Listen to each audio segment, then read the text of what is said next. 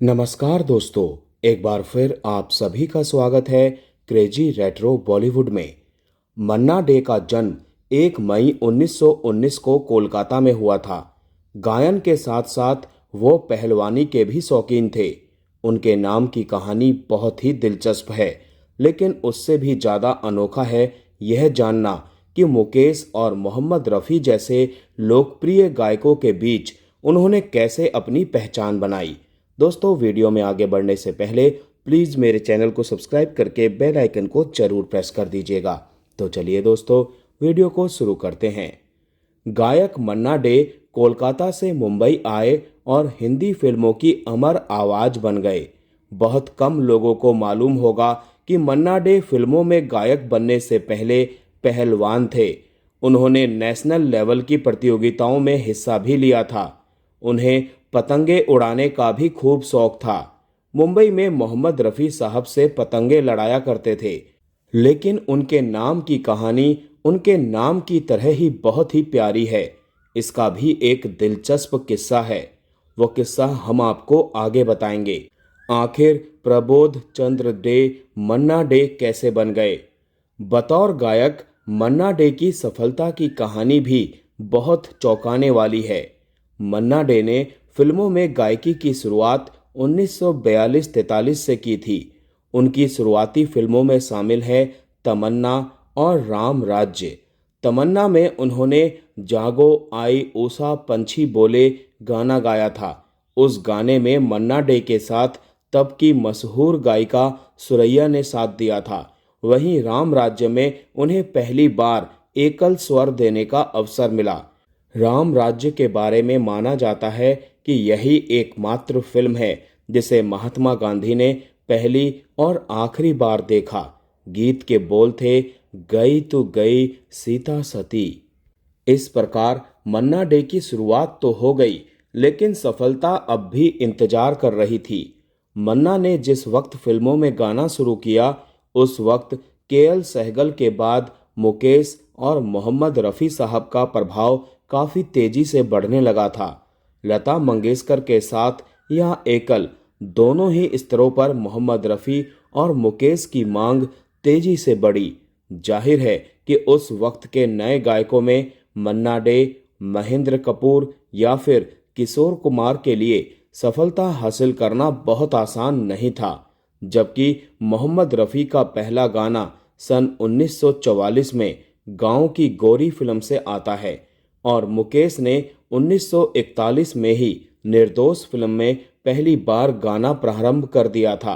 और मन्ना day in दोनों के बीच आते हैं, यानी मुकेश, रफ़ी और मन्ना डे तकरीबन समकालीन गायक थे।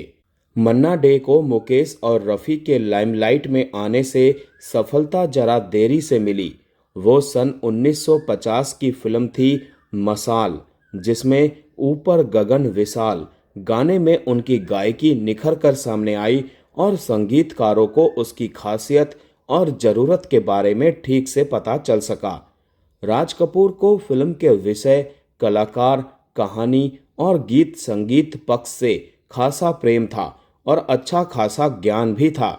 उनके प्रिय संगीतकार थे शंकर जयकिशन और चहेते गायक कलाकार थे मुकेश और गीतकार शैलेंद्र तथा हसरत जयपुरी। लेकिन मन्ना डे की गायकी भी उनको विशेष तौर पर प्रभावित करती थी। यही वजह है कि राज कपूर अपनी अधिकतम फिल्मों में तमाम गाने भले ही मुकेश और लता मंगेशकर से गवाते थे, लेकिन एक गाना मन्ना डे की आवाज में जरूर रखते थे। प्यार हुआ इकरार हुआ, ये रात भीगी भीगी, लागा चुनरी में दाग से लेकर चलत मुसाफिर मोह लिया रे आदि। मनोज कुमार ने भी मन्ना डे की आवाज को फिल्म में वजन प्रदान करने के लिए बखूबी इस्तेमाल किया। मसलन उपकार में कस्मे वादे प्यार वफा सब आदि। वास्तव में मन्ना डे की आवाज ही ऐसी थी कि वो किसी फिल्म के मुख्य गायक से ज़्यादा थीम सॉन्ग या टाइटल सॉन्ग के लिए इस्तेमाल की गई। मन्ना डे को इसमें आनंद भी आता था।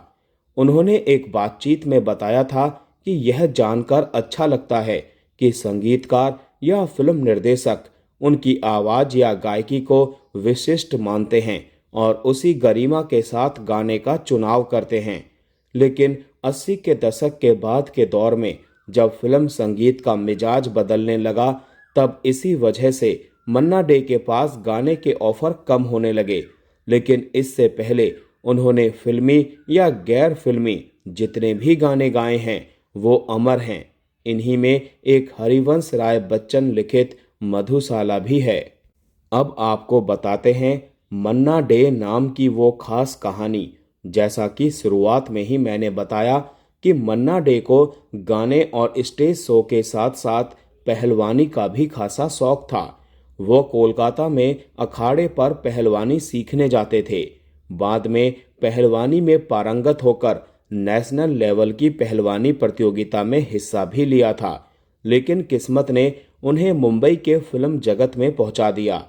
दरअसल मन्ना कोलकाता में संघर्ष कर रहे थे, तभी उन्हें अपने चाचा के पास मुंबई जाने का मौका मिला। उस दौर में मन्ना के चाचा कृष्ण चंद्र डे एक प्रसिद्ध संगीतकार के तौर पर जाने जाते थे। उन्हें के.सी. डे भी कहा जाता था। चाचा को मालूम था कि मन्ना को गाने का भी शौक है। उसकी आवाज में सुर है जिसे निखारा जा सकता है। मुंबई में अपने चाचा के पास आने के बाद मन्ना डे ने बाकायदा शास्त्रीय संगीत की शिक्षा ली। शास्त्रीय संगीत को सीखकर भी कैसे लोकप्रिय गायक हुआ जा सकता है, उस पक्ष पर उन्होंने जोर दिया। इसीलिए मन्ना डे की गायकी को देखिए तो वो अर्ध शास्त्रीय श्रेणी की है, जो लोकप्रिय भी है और कलात्मक भी। गौरतलब है कि मन्ना डे का मूल नाम प्रबोध चंद्र डे है, लेकिन जैसा कि आमतौर पर संयुक्त परंपरागत परिवार में बच्चों के पुकार के भी नाम रखे जाते हैं, मन्ना डे को घर वाले प्यार से माना कहा करते थे। इसी नाम से सभी उनको पुकारा करते थे। लेकिन जब वो मुंबई आए तो उनके चाचा के.सी. डे ने उन्हें सुझाव दिया कि वो अपना नाम मन्ना डे रख लें। यह सुनने में प्यारा लगता है और छोटा भी है। यह किसी की भी जुबान पर चढ़ जा सकता है। इसमें पुकार का नाम भी बना रहेगा। चाचा ने मन्ना डे को कई ऐसे कलाकारों के नाम के बारे में बताया जिनका मूल नाम कुछ और है, फिल्म जगत में कुछ और। चाचा के दिए नाम से मन्ना डे अमर हो गए। उनके गाए कुछ प्रमुख गाने हैं, तू प्यार का सागर है, जिंदगी कैसी है पहेली, झनक झनक तोरी बाजे पायलिया आदि। तो दोस्तों, आज का वीडियो यहीं समाप्त करते हैं। मिलते हैं नेक्स्ट वीडियो में। तब तक के लिए आप सभी को tata bye bye, take care.